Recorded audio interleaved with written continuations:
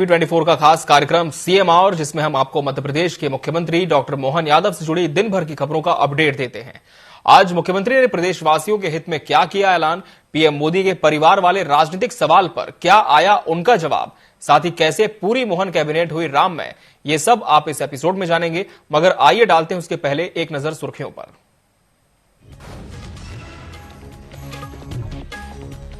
मुख्यमंत्री डॉक्टर मोहन यादव की अध्यक्षता में हुई मध्य प्रदेश की कैबिनेट बैठक, सीएम ने लिए अहम निर्णय, कैबिनेट फैसले रामलला को किए समर्पित।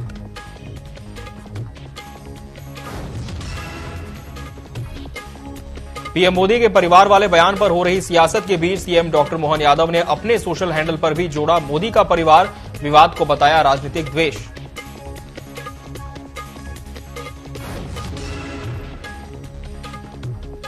कैबिनेट बैठक के बाद आज रामलला के दर्शन करने अयोध्या पहुंचा पूरा मंत्रिमंडल, रामलला के दर्शन के बाद हुई भोपाल वापसी।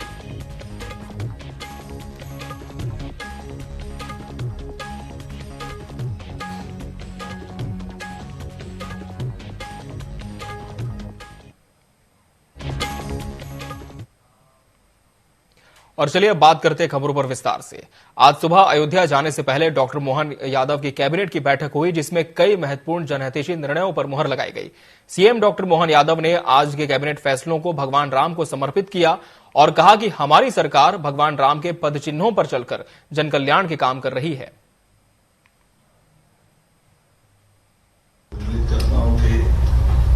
इस यात्रा के बाद कुछ अपने निर्णय किए, संकल्प किए, दिशा और आगे बढ़ेंगे। आने वाले समय खास करके हमारे देवस्थान को लेकर एक निर्णय हमने जा रहे हैं कि आने वाली पीरियड पे एक मंत्रिमंडलीय उप समिति बना करके हमारे धर्मस्व का अभी अकेला देवस्थान की चिंता करता है, तो धर्मस्व के साथ राजस्व भी जोड़ेंगे और जो ग्रामीण और शहरी क्षेत्र के मंदिर हैं उनके मंदिरों की जो व्यवस्थाओं में जिला जैसे ग्रामीण पंचायत विभाग और शहरी क्षेत्र में नगरीय निकाय इनके आपस में तालमेल कराते हैं।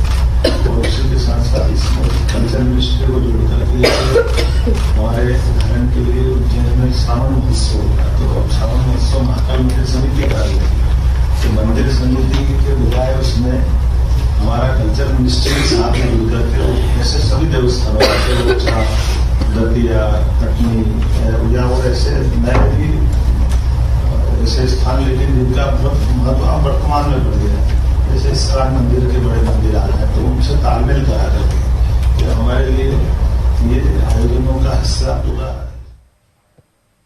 जो हमारे लोकप्रिय मुख्यमंत्री डॉक्टर मोहन यादव जी की अध्यक्षता में कैबिनेट की बैठक संपन्न हुई है।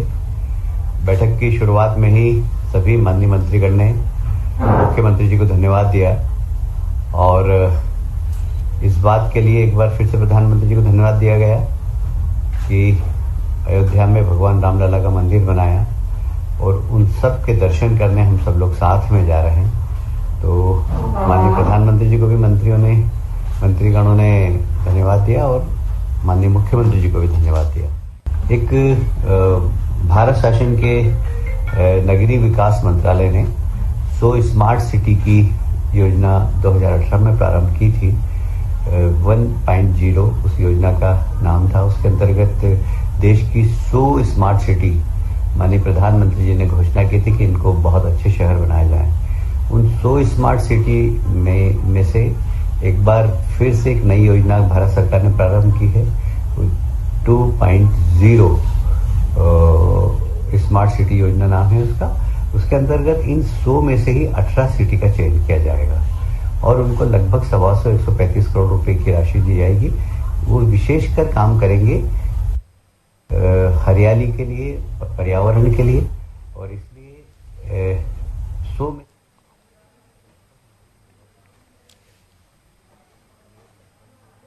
जो भी सिटी का चयन होगा उसको लगभग 135 करोड़ रुपए मिलेगा, जिसमें 50% राज्य शासन का समावेश भी होगा। आज मंत्रिमंडल की समिति ने उस योजना को भी स्वीकृति प्रदान की है। और अब एक नजर डालते हैं कैबिनेट बैठक के अहम फैसले के प्रमुख बिंदुओं पर। तो आपको बता दें कि सिंचाई और पीडब्ल्यूडी विभाग की पुरानी योजनाओं को समय सीमा में काम पूर्ण करने के लिए बजट स्वीकृत किया गया है इसमें, जिसमें 2000 से ज्यादा गांव को इसका लाभ मिलेगा। 10 सिंचाई परियोजनाओं के लिए बजट स्वीकृत किया गया है, जिसमें 2000 से ज्यादा गांव को इसका लाभ मिलेगा। मोहन कैबिनेट के बड़े फैसले हैं। डायल 100 की संचालन कंपनी की 6 माह की सीमा बढ़ाई गई है। 100 स्मार्ट सिटी योजना में से 2.2 स्मार्ट सिटी योजना के 18 शहर मध्य प्रदेश के होंगे। उज्जैन और जावरा के मध्य 4 लेन ग्रीनफील्ड एक्सप्रेस का निर्माण होगा। 5000 करोड़ का बजट इसके लिए प्रस्तावित किया गया है। ये बड़े फैसले हैं मोहन कैबिनेट की। बता दें, न्यायिक अधिकारियों के प्रशिक्षण के लिए 485.84 करोड़ से मध्य प्रदेश राज्य न्यायिक अकादमी के लिए ग्राम मंगेली बरेला बाईपास रोड जबलपुर में नवीन भवन का निर्माण भी किया जाएगा। पंचायत सचिव की मौत पर परिवार के एक सदस्य को अनुकंपा नियुक्ति दी जाएगी। पीपीपी मोड पर जिला अस्पताल का जिला चिकित्सालय महाविद्यालय में उन्नयन किया जाएगा और निजी एजेंसी को इसका काम दिया जाएगा। ये तमाम बड़े फैसले जो कि आज मोहन कैबिनेट ने लिए हैं। 75% बेड गरीबों के लिए आरक्षित होंगे अस्पतालों में। 75% बेड गरीबों के लिए आरक्षित होंगे। 25% बेड निजी एजेंसी उपयोग कर सकेगी।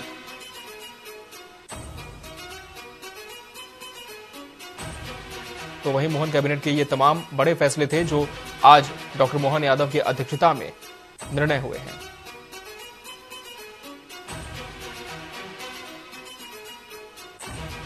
सिंचाई और पीडब्ल्यूडी विभाग की पुरानी योजनाएं भी पूरी की जाएंगी।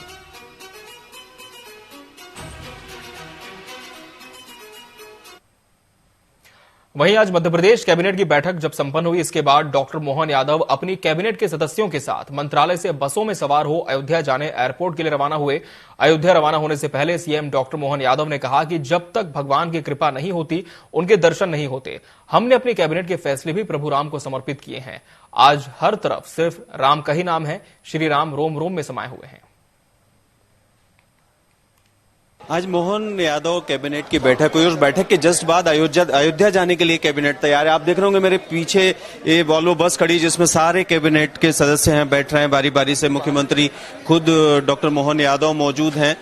कुछ देर चली इस कैबिनेट की बैठक में, कुछ फैसले भी अहम हुए हैं और उसके बाद तुरंत यहां से इस बस में बैठकर एयरपोर्ट जाएंगे सभी मंत्रिमंडल के सदस्य। वहां से चार्टर्ड प्लेन से फिर अयोध्या पहुंचेंगे और निश्चित ही भगवान राम लला के दर्शनों के लिए काफी दिन से ये यात्रा प्रतीक्षित थी और उस यात्रा का आज वो दिन तय हुआ 4 मार्च, जिसको लेकर काफी दिनों से चर्चा थी। और आप देख पा रहे होंगे कि इस कैबिनेट के सारे सदस्य एक एक करके बारी बारी से इस बस में बैठ रहे हैं, जिसमें प्रहलाद पटेल है, कृष्णा गौर है, राकेश सिंह है और भी तमाम मंत्री हैं जो कैबिनेट के हैं। दिलीप अहिरवार है, धर्मेंद्र लोधी हैं, सब बारी बारी से इस बस में बैठ रहे हैं। और आप देख पा रहे होंगे कि खुद मुख्यमंत्री डॉक्टर मोहन यादव भी मौजूद हैं और निश्चित ही भगवान राम के दर्शनों के लिए परिवार सहित सीएम डॉक्टर मोहन यादव जा रहे हैं। और ये भी है कि भगवान राम के दर्शन करके राम राज्य की जो बात करने वाले थे डॉक्टर मोहन यादव, उन्होंने कहा कि मध्य प्रदेश में राम राज्य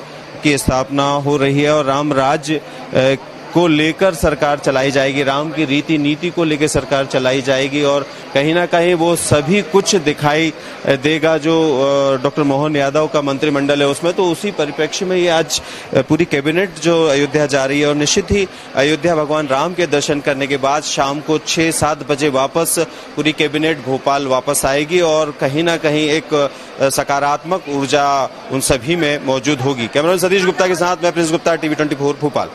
आज सबका सौभाग्य, परमात्मा जब तक कृपा नहीं करता तब तक भगवान के दर्शन नहीं होते। ये परमात्मा की कृपा है कि आज हमने अपनी कैबिनेट भगवान श्री राम को समर्पित की है। मध्य प्रदेश सरकार के सभी माननीय मंत्रीगण, हम सब परिवार भगवान के दर्शन करने जा रहे हैं। और वैसे भी उत्तरायण में भगवान का दर्शन ये कई जन्मों के पुण्य का एक प्रारब्ध का लाभ रहता है। और हमारा अपना रिश्ता मध्य प्रदेश का तो भगवान राम के विक्रमादित्य काल से भी पूर्ववर्ती काल का है। और आज भी सनातन संस्कृति में घर घर, गली गली, मोहल्ले मोहल्ले में भगवान राम के भी परमात्मा ने कोई एक व्यक्ति कैसा जीवन जी सकता है कि केवल राम नाम लेते हैं, लेकिन राम नाम लेने के भाव बदल जाते हैं। तो पता चल जाता है कि राम काय के लिए सामान्य मिलेगा तो राम राम, प्रसन्नता जाएगी जय श्री राम। हम सब जानते हैं कि अगर किसी को जगाना भी हो तो पहले सोए से जगाने के लिए भी राम की आवाज देकर के व्यक्ति को जगाते थे।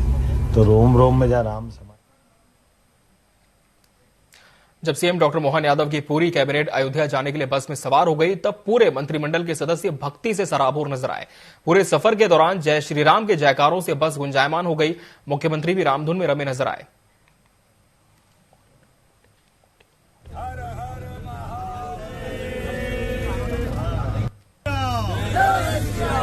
जय श्री राम, जय श्री राम, बोल महाकाल महाराज की जय, नर्मदे क्षिप्रे महारानी की जय। श्री प्रधानमंत्री 22 जनवरी को जिन्होंने अपने उपस्थिति से एक नया रिकॉर्ड बना, खास करके जब से वो प्रधानमंत्री बने हैं, जीवन के सब क्षेत्रों में सुशासन के लिए वो जाने जाते हैं, विकास के लिए, भारत की मान प्रतिष्ठा बढ़े, और ऐसे विषय जो कई सालों से उलझे पड़े थे, सारे विषयों का निराकरण करने की दिशा में जो उन्होंने कदम उठाया, मुझे इस बात की प्रसन्नता है। हमारे अपने माननीय प्रधानमंत्री ने जब 22 जनवरी को प्राण प्रतिष्ठा का जो मौका दिया भगवान की दया से, ये 500 साल पुराने एक उलझे सुलझे मसले का निराकरण था।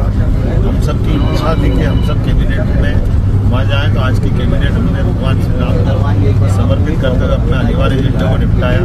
उसके बाद हमारे साथ माननीय विश्वनाथ शर्मा जी आज हमको विदा करने के लिए आए हैं, और हम सब मिलकर के आज भोपाल से सीधे अयोध्या के लिए कूच कर रहे हैं। और इसके बाद मुख्यमंत्री सहित सभी मंत्री अयोध्या पहुंचे, फिर बस में बैठकर राम मंदिर के लिए रवाना हुए। राम मंदिर में मुख्यमंत्री डॉक्टर मोहन यादव ने सपत्नीक श्री राम लला के दर्शन किए। पूरी मोहन कैबिनेट प्रभु राम के दर्शन कर आनंदित नजर आई। इस दौरान सीएम डॉक्टर मोहन यादव ने अयोध्या में धर्मशाला बनाने की भी बात कही और कहा कि इसके लिए यूपी सरकार से जमीन मांगी जाएगी।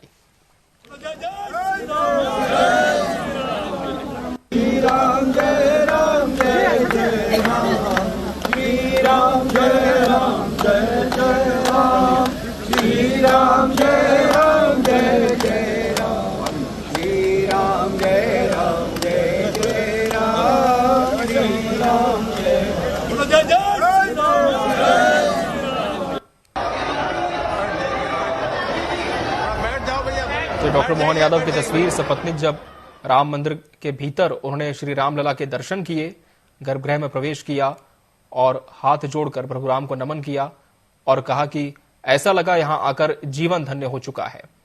पूरी मोहन कैबिनेट ने रामलला के दर्शन किए। लगा जीवन धन्य हो गया। प्रभु राम का दर्शन ये कई जन्मों के पुण्य प्रताप का प्रसाद होता है, और आज हमने अयोध्या में आके भगवान राम के गर्भगृह में बनने वाले नवनिर्माणाधीन मंदिर के अंदर भगवान के दर्शन किए। ऐसा लगा साक्षात प्रभु स्वयं अपने रूप में विराजमान है। मेरी अपनी ओर से बाबा से यही कामना है, तो बाबा महाकाल की नगरी से आता हूँ कि भगवान राम सब पे कृपा करे, बाबा महाकाल सब पे कृपा करे और हमारी सनातन संस्कृति की ध्वजा ऐसे ही लहराती है। इससे लगा जीवन। वहीं आपको यह भी बता दें कि मध्य प्रदेश के मुख्यमंत्री डॉक्टर मोहन यादव ने अपने social media account x profile में नाम के आगे मोदी का परिवार लिख दिया है। मुख्यमंत्री डॉक्टर यादव ने अपने सोशल मीडिया पर भाजपा की मोदी का परिवार मुहिम के तहत अपने सोशल मीडिया हैंडल पर बायो में मोदी का परिवार लिखा है।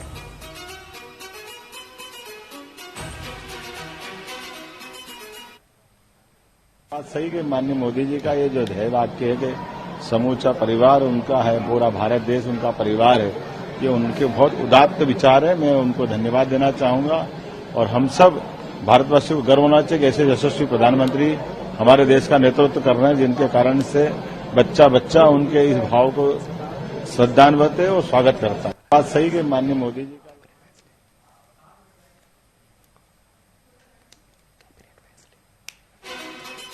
तो मोदी का परिवार अपने बायो में लिखा डॉक्टर मोहन यादव ने और कहा कि समूचा भारत प्रधानमंत्री नरेंद्र मोदी का परिवार है। और इसके माध्यम से उन्होंने उस राजनीतिक बयान पर भी पलटवार किया जिसमें पीएम मोदी के परिवार का जिक्र आया था। और किस तरह से आज कैबिनेट के फैसले हुए हैं मोहन यादव कैबिनेट के, इसके साथ ही जब पूरी मंत्रिमंडल पूरा कैबिनेट अयोध्या पहुंचा रामलला के दर्शन के लिए, क्या संकेत देने की कोशिश मध्य प्रदेश की मोहन सरकार ने की है, इसे हम समझने का और बारीकी से प्रयास करेंगे। और इसके लिए हमारे साथ वरिष्ठ पत्रकार राजेंद्र आगल जी भी जुड़ेंगे जो हमें बताएंगे कि आखिर कैबिनेट के फैसले कितने अहम थे और कैबिनेट के फैसले के तुरंत बाद अयोध्या दर्शन के लिए जाना मोहन यादव कैबिनेट का ये किस तरह का संदेश देता है, किस तरह की सियासी फिसाद इससे बिछती जा रही है, वहीं मध्य प्रदेश की जनता के लिए कितने लाभान्वित होंगे ये कैबिनेट के फैसले जो आज लिए गए हैं, इस पर हम वरिष्ठ पत्रकार राजेंद्र आगल जी से चर्चा करेंगे। राजेंद्र जी, बहुत स्वागत है आपका टीवी 24 में। राजेंद्र जी, जिस तरह से आज मोहन यादव कैबिनेट की एक अहम बैठक सुबह हुई जिसमें कई नीतिगत फैसले लिए गए, सबसे पहले हम आपसे समझना चाहेंगे कि इस कैबिनेट के फैसले का कितना लाभ मध्य प्रदेश की जनता को मिलेगा। कैबिनेट के जो भी फैसले होते हैं जी, उसको अगर देखा जाए तो जनता के लिए ही होते हैं। सरकार जो भी फैसले लेती है उस कल्याणकारी योजनाओं के तहत कैबिनेट में ही ले जाकर लेती है, और उससे कितना लाभ किस वर्ग को मिलेगा ये तो आने वाला समय ही बताएगा। परंतु ये तय है कि इन फैसलों से फायदा, कैबिनेट में जो फैसले लिए जाते हैं उसका निर्णय सभी को स्वीकार करना चाहिए, और निर्णय के तहत सब चीजें आगे बढ़ती हैं। जी, और कैबिनेट की बैठक जो है आज सवेरे 10:30 बजे आहूत की गई, और मोहन सरकार का जो व्यू था कि कैबिनेट ये क्या है, अभी इलेक्शन आ रहा है, लोकसभा का इलेक्शन है, और लोकसभा के इलेक्शन को देखते हुए मुझे लगता है ये आखिरी कैबिनेट बैठक होगी, और सरकार चाहती है कि 2-3 महीना जब आचार संहिता लगी रहेगी तो कैबिनेट में इस तरीके के फैसले हों जिससे एक वोट बैंक पर सेंध लगाई जाए और सरकार की योजनाओं का जितना क्रियान्वयन और लाभ मिल सकता है जनता को उतना देने की कोशिश करते हैं। अगर इसको कैबिनेट की बैठक को सियासी ढंग से देखेंगे तो ये सही है कि सियासी ढंग से ही कैबिनेट की बैठकें होती हैं, और कैबिनेट के बैठकों के अंदर मूलभूत इलेक्शन के समय पे खास करके जब चुनाव आता है तो चुनाव के समय उसी तरीके की बैठकें होती है जिसमें वोट बैंक को किस तरीके से कब्जे में लिया जाए। जी, बिल्कुल। तो ये कैबिनेट के फैसलों पर दूसरी बात ये भी है कि ये तो पता है आपको पूरे देश में कि राम जी के नाम पर चुनाव लड़ा जा रहा है, धर्म के नाम पर चुनाव लड़ रहा है। मध्य प्रदेश की सियासत में या देश की सियासत में अचानक से मोड़ आया हुआ है। आपने पहले भी देखा होगा, पहले इंदिरा गांधी का समय था तो बांग्लादेश से युद्ध करके उन्होंने चुनाव जीता, चिता को हाईलाइट करके किसी तरीके से इंदिरा गांधी के नाम पर वोट कबाड़े गए, या देश में जिस तरीके की बातें होती है। अभी जो चल रहा है वो धर्म का बोलबाला है, और धर्म में पूरा देश जो है राममय है। इस समय पे जब भगवान राम का मंदिर की वहां पर रामलला की स्थापना हो रही थी तो आपने देखा होगा पूरे देश में उत्सव और जश्न मन रहा था, और उत्सव और जश्न ये जनता के अंदर से निकल रहा था अपने आप से। इसको जो है अगर किसी पार्टी या किसी वर्ग ने कैप्चर किया है तो कोई बुरी बात नहीं है, मैं समझता हूं। परंतु ये धर्म जो होता है वो सभी का होता है, पर हमें ये भी समझना चाहिए कि हम हिंदुस्तान में रहते हैं तो धर्मनिरपेक्ष देश है ये। सभी धर्मों को एक समानता से देखना चाहिए और समान भाव से काम करना चाहिए। परंतु ये जो लोकसभा का चुनाव है 2024 का, ये 2024 का शुद्ध रूप से इसीलिए फटाफट में राम जी के मंदिर का जीर्णोद्धार हुआ, राम जी के मंदिर की स्थापना हुई, और जनता इस बात को अच्छी तरह जानती है कि हम 75 साल में आजादी के बाद से पाकिस्तान तो अलग कर पाए, बाबरी मस्जिद के फैसले और राम मंदिर के फैसले पे जब बात आई तो हम सियासत की चाल चलते रहे, और आज राम जी की स्थापना हुई तो पूरा देश जश्न तो मनाएगा। हमने एक पाकिस्तान खड़ा किया है, और पाकिस्तान को जिस तरीके से हमारे लिए नासूर बना हुआ है, तो हम जब ये सब काम कर सकते हैं तो राम जी की स्थापना करना कौन सी बुरी बात है, बहुत अच्छी बात है। और इसको अगर किसी को क्रेडिट जाती है तो जो क्रेडिट लेना चाहे वो ले सकता है। राम जी के नाम पे कोई नफरत तो करना चाहता नहीं है, राम जी के लिए सभी, राम जी सबके अनुयायी है, उसमें क्या बात है। जी सर, लेकिन जैसे कि आज कैबिनेट की बैठक के ठीक बाद मोहन के यादव की पूरी कैबिनेट पहुंची अयोध्या, श्री रामलला के दर्शन किए, और मुख्यमंत्री ने एक बात और यहां पर कही है कि हम यहां यूपी सरकार से जमीन मांगेंगे ताकि हम धर्मशाला का निर्माण कर सके। तो क्या आपको नहीं लगता अब न सिर्फ मध्य प्रदेश में बल्कि जो सनातन की एक लॉ है वो मोहन यादव यूपी तक प्रज्वलित करने की तैयारी में, जहां पहले से ही पूरी जो नगरी है वो राममय है, इसके माध्यम से क्या संकेत देने की कोशिश मोहन यादव कर रहे हैं? नहीं, ये तो सियासत है, और सियासत में मोहन यादव अगर बने हैं तो यूपी को तो साधना है। यूपी और बिहार में जिस तरीके के यादव से हैं उनको यादव को, और हर वर्ग करता है इस काम को, हर वर्ग करता है। और आपने देखा था कि एक ओबीसी का जमाना है, ओबीसी के समय पर इस तरीके की बातें आ रही हैं या ओबीसी के पिछड़े हुए नेता, क्या आप देखेंगे जाट है, गुजर है, यादव समाज है, ये सब होते तो कृषक ही है, सारे के सारे कैसी किसानी करते हैं। परंतु यूपी और बिहार में अगर मोहन यादव जी को इस बार मुख्यमंत्री बनाया है शुद्ध रूप से, तो यूपी और बिहार को किसी तरीके से कब्जे में करना है, वापस लेके आना है। और यूपी में जो जमीन मांगने की बात है जी, यूपी में जमीन मांगना है, यूपी में रामलला के दर्शन के लिए वहां पर कोई बुरी बात नहीं है। क्या है, मध्य प्रदेश के लोगों को एक फायदा ही होगा, अच्छी बात है। कोई मुख्यमंत्री इस तरीके का काम करना चाहता है तो ये तो कल्याणकारी योजना है। आज भगवान राम के दर्शन करने के लिए कैबिनेट जा रही है, कल पूरा देश वहां पर उमड़ेगा। जैसे आपने उज्जैन में देखा महाकाल लोक बनने के बाद में किस तरीके से भीड़ उमड़ रही है, तो ये तो दर्शनों के प्रति मतलब भगवान के प्रति ये लोगों की आस्था है। भगवान के प्रति कितनी आस्था मानते हैं लोग, किस वर्ग का व्यक्ति जाता है, क्या करता है, उनके लिए अगर सहूलियतें बन रही है तो सहूलियतों का एंजॉय करना चाहिए सारे लोगों को। और अगर सियासी ढंग से देखेंगे तो आप भी जानते हैं इस बात को कि अगर इसको पूरे स्वरूप में जोड़ा जाए तो ये लोकसभा इलेक्शन को केंद्रित करते हुए ही ये सब फैसले लिए जा रहे हैं और ये सारी की सारी कवायदें उसी लिए चल रही हैं। बिल्कुल, ये तो साफ है। लेकिन बीजेपी एक तरफ सनातन की मशाल को लगातार जलाए हुए है, कांग्रेस के पास सर क्या इसका कोई काट आप देख पा रहे हैं? जैसे कि आज राहुल गांधी भी न्याय यात्रा के तहत गुना पहुंचे थे, प्रचार किया था, एक बार फिर से जनसंख्या जातिगत जनगणना का मुद्दा उठाया, बेरोजगारी की मांग उठाई, बेरोजगारी को दूर करने की मांग उठाई। लेकिन क्या अब कोई काट बीजेपी का मध्य प्रदेश में कांग्रेस के पास आपको दिखाई देता है? देखिए, धर्म के मुद्दे पर तो कांग्रेस कुछ भी नहीं बोल सकती। कांग्रेस पूरी तरह जो है इस बात से एक्सपोज हो चुकी है कि ये वो अपने आप से एक्सपोज नहीं हुए हैं, जिनको एक्सपोज कर दिया जनता ने एक्सपोज कर दिया, खास करके उनके विपक्ष के दलों ने एक्सपोज कर दिया उनको कि ये राम के विरोधी हैं। और राम के पूरे देश के अंदर वो लोग जगाते रहे कि हम राम के विरोधी नहीं है, राम के विरोधी नहीं है, पर कोई उनको मानेगा नहीं। हमेशा आप कांग्रेस का एक स्लोगन था धर्मनिरपेक्ष भारत, हमारा धर्मनिरपेक्ष देश है। धर्मनिरपेक्षता की तरफ अगर हम जाते हैं तो सारे धर्म को संभाव से ही एक तरीके से देखना चाहिए। परंतु अभी इस समय इतनी बयार चली हुई है इस बात को लेकर कि राम जी के मंदिर पर ही चुनाव लड़ना है और राममय पूरा देश हो गया है, उसको कांग्रेस इस बार चुनाव में तो नहीं बुना पाएगी। 24 का चुनाव जो है शुद्ध रूप से रामचंद्र जी के नाम पर ही लड़ा जा रहा है और रामचंद्र जी के नाम पर ही उनको वोट मिलेंगे। और अच्छी बात भी है, ये कोई बुरी बात नहीं है।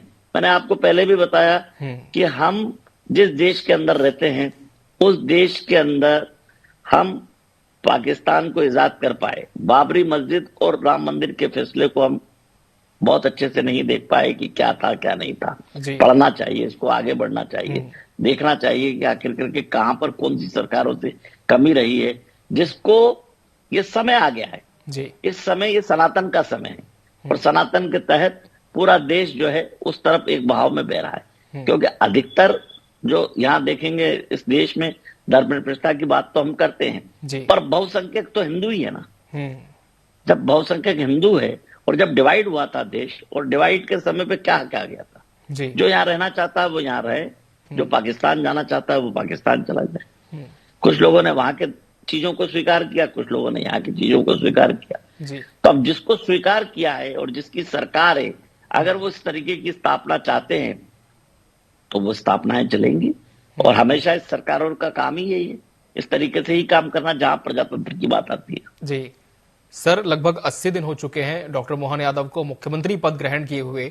इन 80 दिनों में आपने देखा कि कितने जल्दी उन्होंने तमाम जो गारंटी थी मोदी की उसे पूरा करने का प्रयास किया है। इसके तहत एक बड़ा निवेश भी मध्य प्रदेश में पिछले 2 दिनों में आया और आज कैबिनेट में कई अहम फैसले लिए गए। आने वाले दिनों में लगता है किस तरह के और फैसले मोहन यादव ले सकते हैं और ये जो नेतृत्व है मोहन यादव का, ये मध्य प्रदेश को कितना आगे ले जा सकता है? मैं आपको इसमें ये बताना चाहता हूं कि जिस तरीके के आपने सबसे पहले बात कही है उज्जैन में जो अभी सबमिट हुई थी लघु एवं मिडिल छोटी उद्योगपतियों की, अब ये तो आने वाला समय बताएगा कि वहां तो फैसला कर जाते हैं लोग। इसके पहले भी अपन को देखने को मिला है कि समिट में जब भी कोई इस तरीके की बातें करते हैं तो कितनी मैच्योर होती है सरकार की योजनाएं, सरकार की पॉलिसी। उद्योगपति जब यहाँ आता है तो मध्य प्रदेश के साथ वो नेगोशिएट करता है, मुझे बिजली का बिल माफ कर दिया जाए, पानी मुझे सहूलियत दे दी जाए, यहाँ तक रोड बना दिया जाए, ये सब चीजें। पर सरकार की अपनी एक नीति है, उस नीति के तहत ही सरकार काम करती है। तो उसको कितना कन्वर्ट करा सकती है, कितने उद्योगों को यहाँ पर स्थापित करना चाहती है। मध्य प्रदेश क्या है, मध्य प्रदेश की एक बात देखेंगे तो एक तो यहाँ कोस्टल नहीं है, कहीं किसी भी तरीके का पोर्ट नहीं है। अगर पोर्ट नहीं होता है तो एक्सपोर्ट इंपोर्ट करने में तकलीफ आती है, फिर किसी तरह की कनेक्टिविटी नहीं बन पाती है।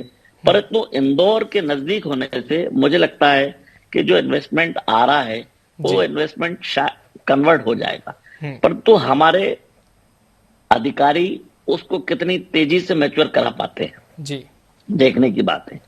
क्यों? क्योंकि सिंगल विंडो होना चाहिए, बहुत नहीं भटकना चाहिए। जब उद्योगपति के लोग या उद्योगपति जब भटकता है यहाँ पर तो मध्य प्रदेश से अभी तक का जो अनुभव है, मध्य प्रदेश से मुंह मोड़ लेता है। वो पता है आपको भी मुंह मोड़ने का क्या कारण है। मुंह मोड़ने का यही कारण है कि जब हम आते हैं तो तब बहुत तेजी से आते हैं और जब जाते हैं वापस तो पता भी नहीं चलता है। कई जगह पर ऐसा भी हुआ कि जमीनें लोगों ने कहा, अब तो सरकार ने पॉलिसी बना रखी है कि जमीनों को कोई अधिग्रहण करेगा तो उद्योग उसे लगाना होगा कितने दिनों में। बहुत अच्छी बात है, जितना उद्योग मध्य प्रदेश को बढ़ेगा, मध्य प्रदेश उतना आगे बढ़ेगा। बिल्कुल, और उम्मीद यही है कि मध्य प्रदेश लगातार आगे बढ़ता रहे। सर, आप हमसे जुड़े, इस कार्यक्रम में आपने समय दिया, तमाम विषयों पर विस्तार से चर्चा की, आपका बहुत बहुत धन्यवाद हमसे जुड़ने के लिए। तो आज सीएम आवर में फिलहाल इतना ही। मुझे और मेरी टीम को दीजिए इजाजत। नमस्कार।